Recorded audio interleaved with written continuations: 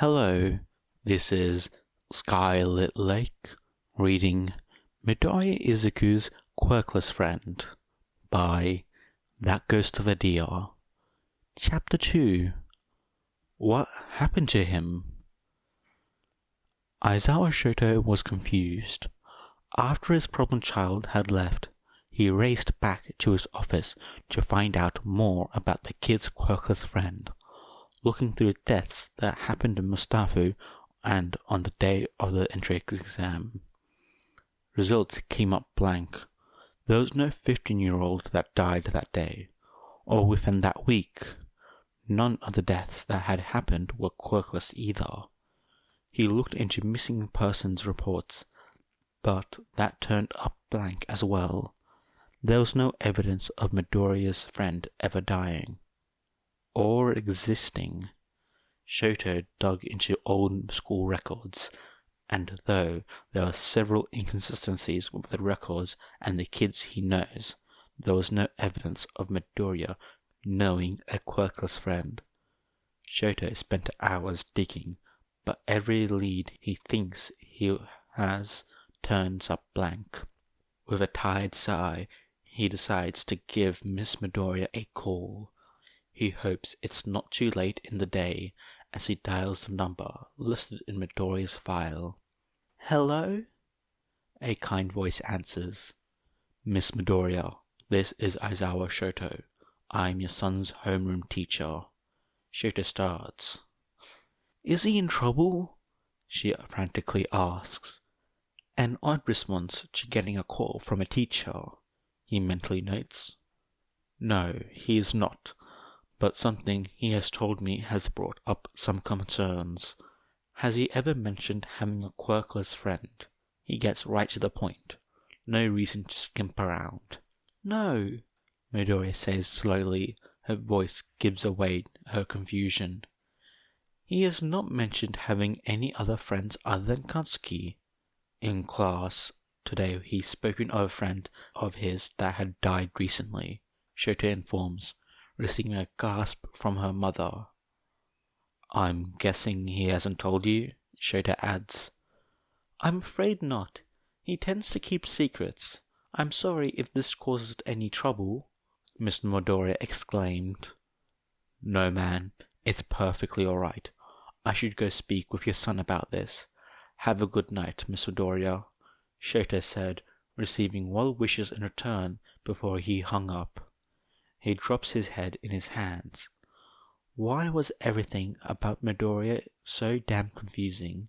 With a deep sigh, he stood up, headed off to the dorm building. He finds some students in the common area discussing Midoriya's quirkless friend. He dislikes gossip, but he has more important matters to deal with. He heads up to the second floor, taking the stairs. He didn't have time to wait for the elevator. Midoriya's dorm was on the second floor anyways. Walking down the hall, Shoto never realized just how under-decorated his door was. Aside from the nameplate next to it, one would assume the room was empty. Everyone had at least something on their door to personalize it. Aoyama had a crystal-like mirror on the door.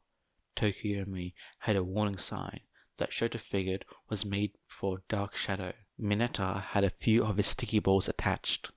Midoriya's door was as blank as the day he moved in.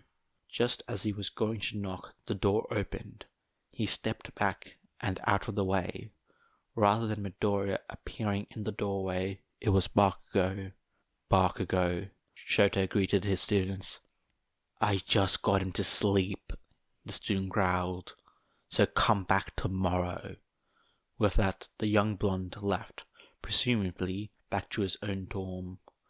Shoto never got a clear read on the boys' relationship. Some days he swears they hate each other, but then there are moments like this makes it seem as if there was something more than just friends. Not romantic, but definitely an unbreakable bond of some form. Shoto looked at the door. He needed to speak with the boy to find out more about this quirkless friend. But gods only knew how much that boy deserves a break. So, with a sigh, he turns and leaves. He'll speak to him tomorrow. He didn't want to have to do this, but if anyone could find out something about a person that doesn't exist, it would be Detective Tsukachi Naomasa. He had a favor to cash in anyway. Tsukachi could find almost anything on anyone, even if he only has a vague description of the person. Shoto wasn't sure why he felt so invested in finding out Midoriya's quirkless friend. They were already dead. It doesn't really matter anymore. But he just had to know more.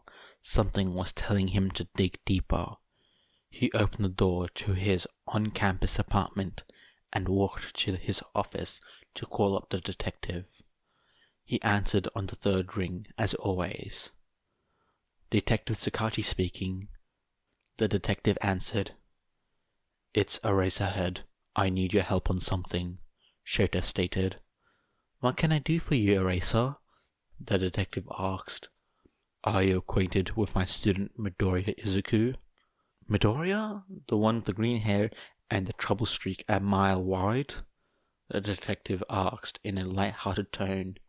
Yeah, I know him. You're familiar? Has he ever mentioned having a quirkless friend? Yeah, why?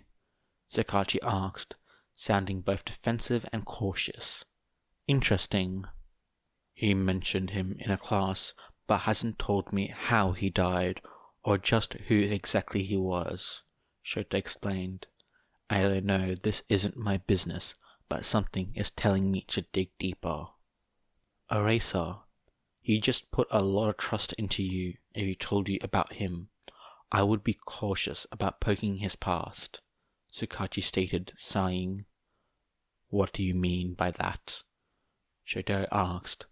Why was mentioning a friend a sign of trust? It was unusual for something so simple to have such importance. Of course, Shoto would never invalidate someone's feelings, but it is strange for someone so young. I mean, he's a good kid, but he just has trouble trusting people. You're the first teacher he's trusted in years, or ever, really. He has a less than pleasant experience with, well, pretty much everything growing up, Tsukachi said. I've known him for years, and he hasn't told me everything yet. Less than pleasant? Shoto repeats. That's concerning. Midoriya has a complicated past. A lot of it is adults abusing his trust or using him to better other children or even adults. He hasn't gone into detail about it, but he was severely bullied at school before UA. If Midoriya comes to you about it, don't dismiss him or anything he tells you.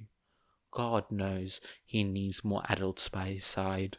That answered some questions Shoto didn't even know he had, but he was still left without an answer to his main question. How is this related to his quirkless friend? Shoto asked, wanting to get back on track. Sorry, I didn't mean to take you off track. Midoriya's friend is an important person to him, so it's not really my place to tell you about him. Midoriya will relieve more the more he trusts you.